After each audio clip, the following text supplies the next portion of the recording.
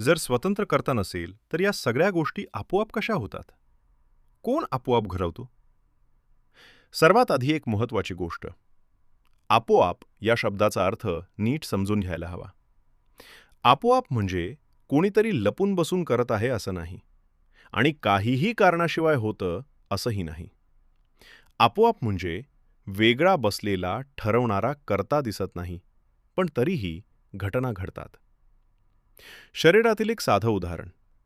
आपल्या शरीरात दर सेकंदाला अनेक गोष्टी घडत असतात. हृदय धडधडतं, श्वास चालतो, पचन होतं, रक्त फिरतं. आता एक प्रश्न. तू बसून हृदयाला सांगतोस का, आता धडधडायला सुरुवात कर? नाही. पण तरीही हृदय थांबत नाही. म्हणजे ही प्रक्रिया तुझ्या कॉन्शियस निर्णयाशिवाय चालू आहे. मग हे सगळं कोण करतं? उत्तर खूप साधं आहे. सिस्टीम चालू असते. आपलं शरीर आणि मन एक कॉम्प्लेक्स सिस्टम आहे. शरीर म्हणजे जैविक प्रणाली. मेंदू म्हणजे माहिती प्रक्रिया करणारी प्रणाली. मन म्हणजे अनुभव आणि प्रतिक्रिया तयार करणारी प्रणाली. या सगळ्या सिस्टीममध्ये आधीपासूनच असतात माहिती, सवयी, अनुभव आणि प्रतिक्रिया देण्याचे पॅटर्न्स. म्हणून इनपुट येतो आणि सिस्टीम प्रतिक्रिया देते. एक साधं उदाहरण. डोळा समजा अचानक डोळ्यांसमोर काहीतरी झटकन आलं. काय होतं? डोळा लगेच मिचकावतो. आता प्रश्न. तू आधी ठरवलंस का, आता मी डोळा मिचकावणार? नाही. तरीही प्रतिक्रिया झाली. कारण शरीरात आधीपासून रिफ्लेक्स सिस्टीम आहे. निर्णयाचंही तसंच होतं. निर्णय हा काही जादूने तयार होत नाही. समजा तुला भूक लागली आहे आणि समोर जेवण दिसतं. अचानक मनात विचार येतो, खाऊया. हा निर्णय कशातून आला? भूक, आधीचा अनुभव, अन्नाची उपलब्धता, सवय या सगळ्यांच्या एकत्र परिणामातून.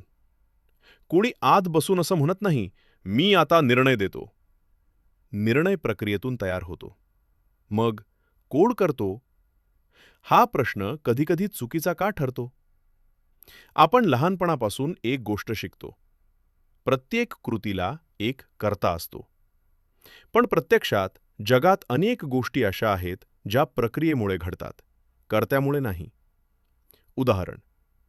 पाणी उकळतं, झाड वाढतं, ढग तयार होतात, पाऊस पडतो. आपण विचारत नाही, हे कोण करतं? आपण फक्त म्हणतो, हे होतं. मग मी कुठे येतो? इथे एक रोचक गोष्ट दिसते. प्रक्रिया अशी असते. काही घडतं, कृती होते आणि त्यानंतर मनात विचार येतो, मी केलं.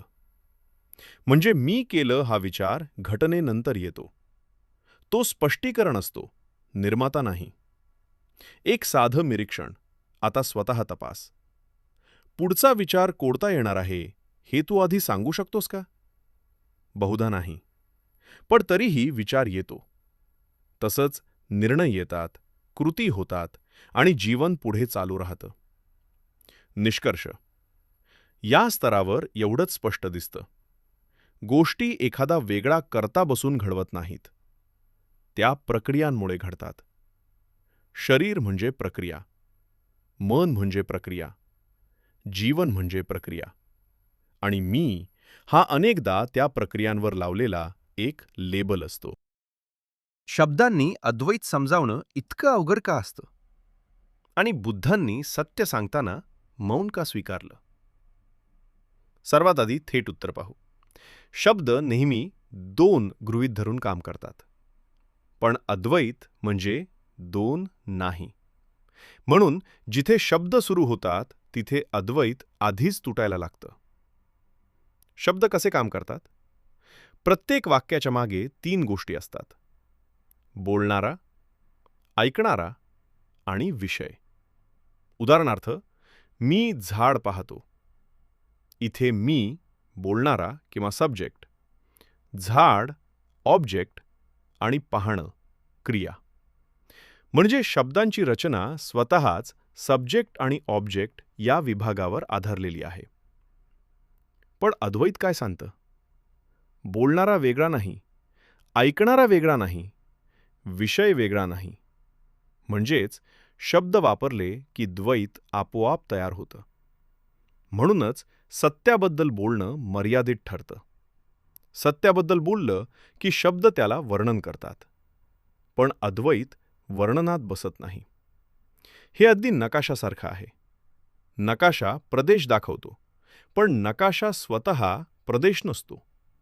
तसंच शब्द सत्याकडे इशारा करतात, पण ते स्वतः सत्य नसतात. म्हणूनच बुद्ध काही प्रश्नांवर मौनात राहिले. बुद्धांना अनेक प्रश्न विचारले गेले. आत्मा आहे का? मृत्यूनंतर काय होतं? सत्य नेमकं काय आहे? अनेक वेळा त्यांनी उत्तर दिलं नाही. याला नोबल सायन्स असं म्हणतात.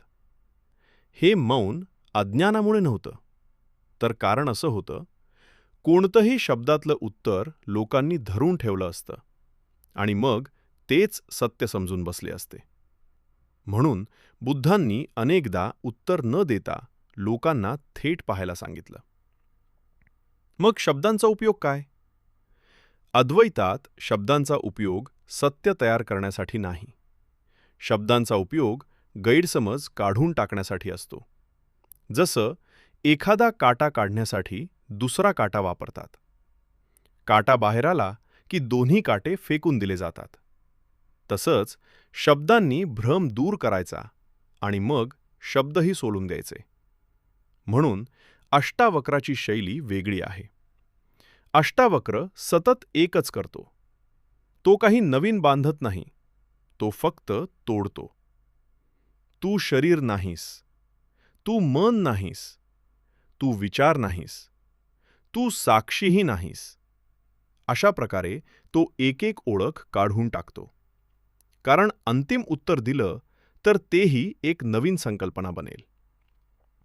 मौन म्हणजे काय? मौन म्हणजे फक्त न बोलणं नाही. मौन म्हणजे अशी अवस्था जिथे सांगण्यासारखं काही उरत नाही. शब्द थांबवलेले नसतात, तर शब्दांची गरजच उरत नाही. मग आपण बोलतो का? जोपर्यंत शोध चालू आहे तोपर्यंत बोलणं उपयोगी असतं. शब्द दिशा देतात, प्रश्न निर्माण करतात, गैरसमज कमी करतात. पण स्पष्टता आली की बोलणं आणि मौन दोन्ही सारखंच होतात. अंतिम स्पष्टता अद्वैत शब्दात बसत नाही.